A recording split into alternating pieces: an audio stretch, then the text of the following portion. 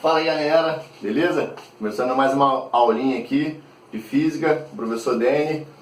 Hoje a gente vai falar de movimento retilíneo uniforme, nosso MRU. No movimento retilíneo uniforme, a gente trabalha com um movimento em que um móvel qualquer, uma pessoa, um carro, uma bola, uma bicicleta, qualquer coisa, né? Ela se mova com velocidade constante. E se um móvel qualquer possui velocidade constante, significa que a aceleração é nula, a aceleração é zero.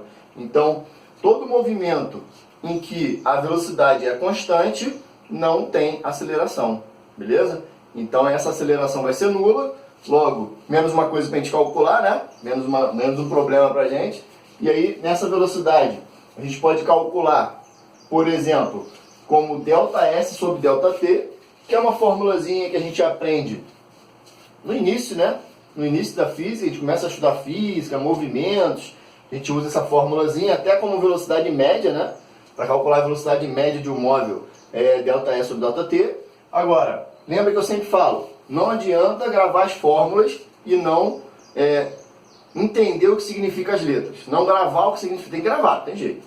Algumas coisas tem que gravar. Então essas letrinhas, S, T, V, você vai ter que gravar, beleza? E esse ΔS é o espaço percorrido.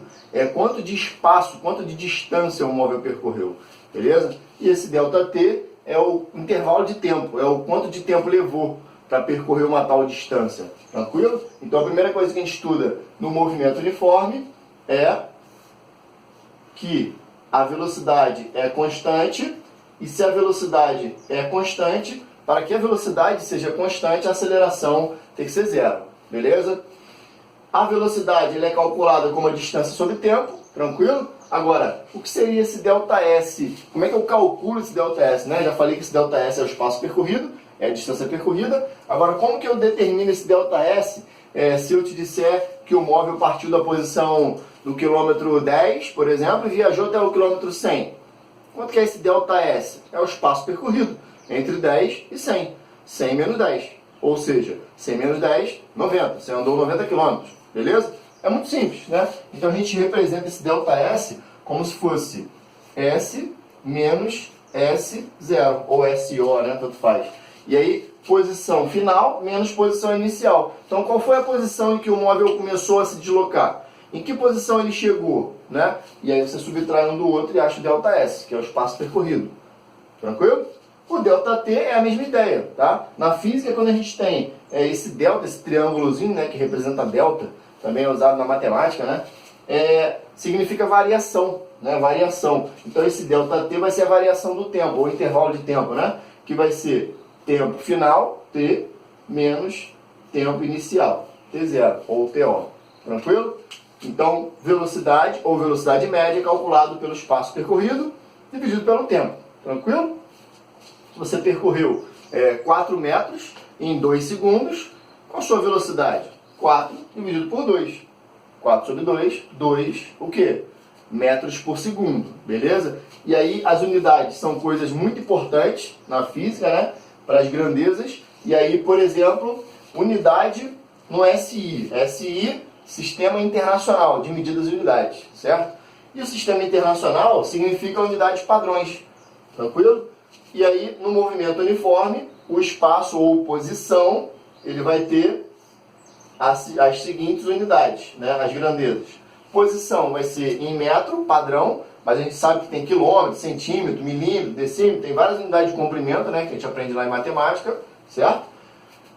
O tempo vai ser em segundos, tranquilo? Então, tantos segundos que você levou para percorrer, ou tantas horas, ou tantos minutos, tá? Mas o padrão para tempo é segundo, beleza? Velocidade vai ser metros por segundo, e aí você começa a compreender algumas coisinhas, alguns detalhes importantes, ó. Por que a unidade da velocidade padrão, né, é metros por segundo? Porque se você reparar na fórmula, você divide espaço pelo tempo, né? Posição pelo tempo. A distância percorrida, o espaço percorrido, a unidade é metro. E o tempo, a unidade é segundo. Quando você divide metro por segundo, fica metros por segundo. Por isso, daí que vem a unidade da velocidade. Tranquilo? A aceleração vai ser metros por segundo ao quadrado. A galera confunde bastante essas duas unidades. Cada uma tem a sua unidade específica, velocidade em metros por segundo, aceleração metros por segundo ao quadrado. Esse quadradozinho aqui vem também da ideia da fórmula de aceleração, onde a gente vai aprender na próxima aula, beleza? Quando tiver aceleração para calcular, né, no movimento variado, MRUV, tranquilo? Então essas são as unidades padrões no SI. Uma conversão muito utilizada nas questões é o fato da velocidade às vezes vir em quilômetros por hora. E, por exemplo, no dia a dia, os carros, motos, bicicleta não, né? Carro, moto, ônibus, caminhão, normalmente utiliza no velocímetro quilômetros por hora. Então, quando você está no carro lá de alguém, né, e você olha para o velocímetro e vê que o cara está a 100 o quê? Tem que ter uma unidade, né? Quilômetros por hora. E se eu quiser saber esse valor em metros por segundo? Se a minha questão pedir a velocidade em metros por segundo, ou muitas vezes na questão vem pedindo a velocidade, né, para calcular a velocidade no SI. Aí você tem que saber que no SI é velocidade em metros por segundo, e não quilômetros por hora. E aí como é que eu transformo, como é que eu converto essa unidade, né? De uma para outra, ou ele quer em quilômetros por hora, ou ele quer em metros por segundo. Bom, um númerozinho mágico é o 3,6. Tá? Então a gente utiliza um númerozinho, eu chamo de número mágico, porque ele é um número que vai resolver a sua vida numa questão. Tá? Esse 3,6 você vai fazer o que com ele? Bom, de quilômetros por hora para metros por segundo, você vai dividir por 3,6. Tranquilo? E de metros por segundo para quilômetros por hora, você vai multiplicar por 3,6. Tranquilo? Esse númerozinho mágico aí que eu chamo, né? Ele não foi inventado, óbvio, né? Ele é mágico só por uma brincadeira, mas esse 3,6 ele vem da transformação, da conversão de quilômetro para metro e hora para segundo. Aí quando você converte quilômetro para metro, que dá 1000, né? Tipo, 1 quilômetro são 1000 metros. E que uma hora tem 3.600 segundos, aí fica 3.600 por 1000. 3.600 por 1000 dividindo dá 3,6. Tranquilo? Então essa conversão a gente tem que fazer. Então aqui, ó, lembrando, de quilômetros por hora para metros por segundo, divide por 3,6. De metros por segundo para quilômetros por hora, multiplica por 3,6. Aí vai depender da questão, tá? O que ela quer que você faça na questão, qual unidade ela quer. Tranquilo? Outra coisa é classificação, classificar o movimento. Esse movimento, ele pode ser progressivo ou retrógrado. Como assim movimento progressivo e retrógrado? Entende as palavras, né? Progressivo vem de progredir. Progredir é aumentar. Por exemplo, você tirou 4 no teste e tirou 5 na prova. Não melhorou muito não, né? Tá mal ainda. Mas se você progrediu, de 4 para 5, tranquilo? No retrógrado vem de retroagir. Retornar, voltar. Ou diminuir. Por exemplo, você tirou 4, na outra você tirou 3,5. Você retroagiu, né? E aí, um movimento progressivo e retrógrado vem disso, de progredir, tipo, aumentar, mas aumentar o quê? Aumentar as posições, né? A sua posição no espaço. Se as suas posições, o S, né? Aumentam na estrada, tipo, está no quilômetro 10, aí foi viajar, aí, quilômetro 10, 11, quilômetro 12, quilômetro 13, quilômetro 14, quilômetro 15, você está progredindo na estrada. Então as suas posições estão aumentando. Então quando a posição aumenta, vai aumentando, o seu movimento é progressivo. Então a gente diz o seguinte, que no movimento progressivo, o seu ΔS, tá? Ele tem que ser positivo, maior que zero. Consequentemente, se o seu ΔS é positivo, maior que zero, a sua velocidade, que é diretamente proporcional, né, também vai ser positivo. Então a gente fala que um movimento, um móvel, né, que possui um movimento em que a posição aumenta, o espaço aumenta e a velocidade é positiva, você tem um movimento classificado como progressivo. Tranquilo? Um movimento retrógrado. Eu já vi muita gente chamar isso aqui de retrógrafo. É retrógrado. Beleza? Retrógrado, de retroagir. É quando diminui, é quando retorna, é quando volta, né? Muita gente confunde retrógrado com andar marcha ré. Não tem nada a ver com andar ré, hein? Marcha ré tem nada a ver, tranquilo? Até porque se você estiver andando de ré no carro, mas estiver aumentando o espaço, as posições na estrada, por exemplo, você está progredindo mesmo de ré. Tranquilo? Então não tem nada a ver. Então progredir, progressivo é quando aumenta as posições. Regredir, retrógrado, é quando diminui as posições. É quando, por exemplo, você foi viajar, aí você está no quilômetro 100. Aí você mora no quilômetro 10, lembra? Foi do quilômetro 10 para o quilômetro 100. Aí você vai voltar para casa, aí você volta. Quilômetro 100, 99, 98, 97, 96, 95, 94. Você está retroagindo, você está diminuindo. Então, esse voltar na física implica em significar, em representar como sinal negativo, tá? Então, esse voltar significa um menuzinho que a gente tem que colocar. Então, o seu ΔS, o seu espaço percorrido, vai ser negativo. Ainda não entendeu? Como é que seria esse ΔS negativo? Exemplozinho fácil. Esse do 100 para o 10, né? Você está no quilômetro 100, aí vai até o quilômetro 10. Quando você for diminuir essas posições, você não vai fazer 100 menos 10. Porque 100 menos 10 vai dar 90, positivo. Aí vai ser progressivo, mas você está voltando. Se é progressivo e está voltando, tem conceito errado aí, tem teoria errada, né? Então a matemática não combinou com o conceito da física. E tem que combinar certinho. E aí, o que você fez errado? Você fez 100 menos 10. Você estava na posição 100 e voltou para a posição 10. Então a sua posição 10 vai ser a posição final. E a inicial era 100. Então vai ficar 10 menos 100. E 10 menos 100 na matemática, lembra? Aquela regrinha, aquele macetinho. Sinal negativo acompanha o maior valor, né? Então vai ficar 10 menos 100, menos 90. Então o seu movimento foi retrógrado, tranquilo? E aí se eu colocar aqui menos 90 dividido pelo tempo, e o tempo vai ser positivo, né? Então menos 90 dividido por, sei lá, por 2 horas, vai dar menos 45. Ou seja, velocidade negativa. Então a sua velocidade, ela pode ser negativa. Beleza? Do fato de estar retornando, retroagindo. Foi? Tranquilo? Bom, uma função que nós temos no movimento uniforme, retilíneo uniforme, né? É uma função de primeiro grau, tá? Ela vem da fórmula que a gente já aprendeu, que é a fórmulazinha de velocidade, ou velocidade média, né?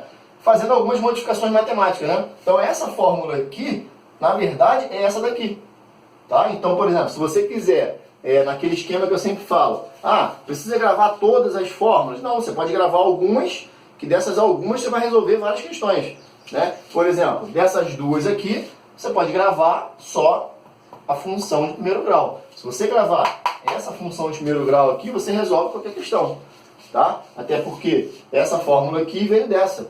Ó, repara só, se eu colocar S menos S0 aqui em cima, tá?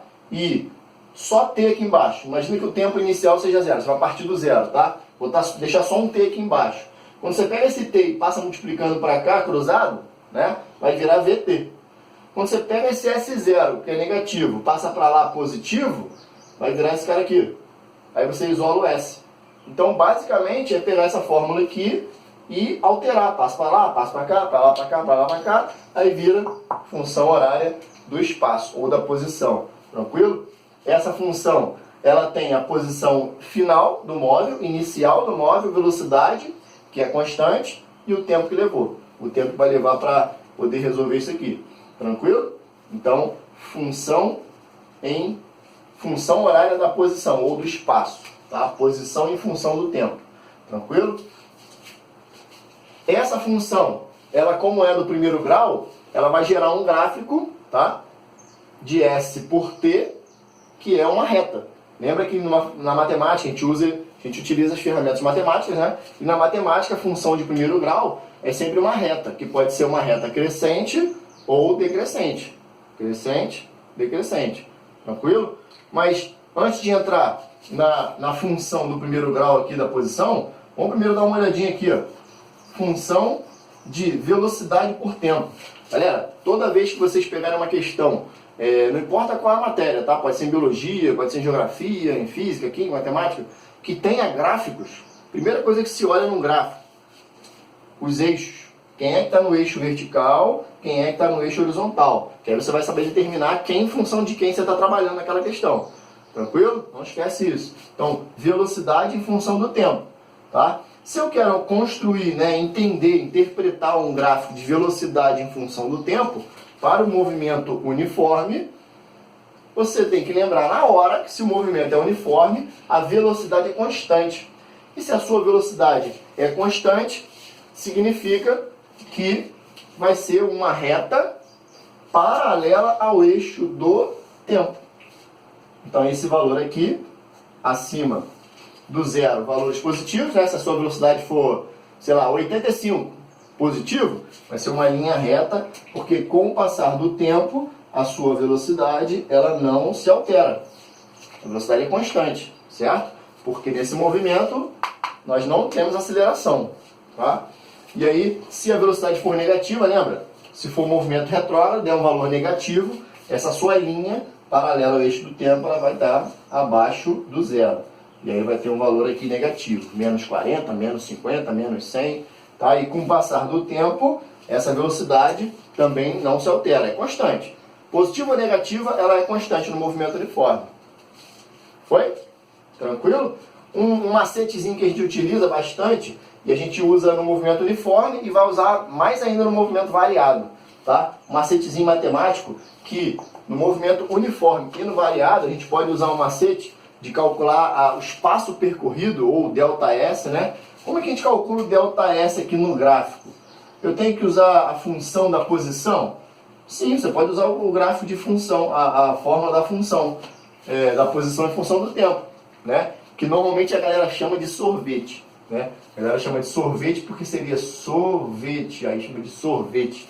Mas eu costumo dar outra ideia, assim. Se você não estudar para a prova, para o seu concurso, por exemplo, você vai ficar sem sorvete, tranquilo?